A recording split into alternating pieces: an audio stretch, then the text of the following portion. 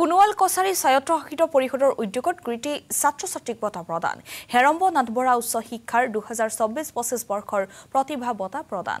416 গৰাকী কৃতি ছাত্ৰ-ছাত্ৰীলৈ হেৰম্ব নাথ বৰা উচ্চ শিক্ষা প্ৰতিভা বঁটা প্ৰদান অনুষ্ঠানত মন্ত্ৰী প্ৰশান্ত ফুকন সোণোৱাল কছাৰী স্বায়ত্তশাসিত পৰিষদৰ মুখ্য কাৰ্যবাহী সদস্য টংকেশ্বৰ সোণোৱাল উপস্থিত থাকে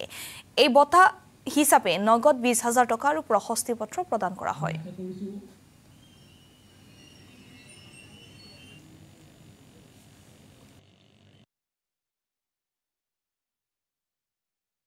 আমি যাতে পৰিষদৰ ফালৰ পৰা এটা সুন্দৰ এটা ব্যৱস্থা হাতত লয় তেওঁলোকৰ যোগাযোগ কৰক আমাৰ অসম চৰকাৰৰ যোগাযোগ কৰক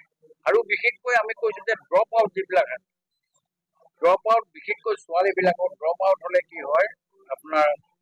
3 মাহমানৰ পৰলৈকে কলেজলৈ যায় তাৰপিছত 6 মাহমানলৈকে নোযোৱা হয় নোযোৱাৰ পাছত বাপেক মাকৰ এটা ট্ৰেইন হয় যে ছোৱালীজনীক বিয়া দি দিব লাগে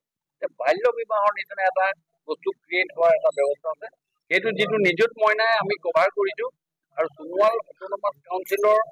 আজি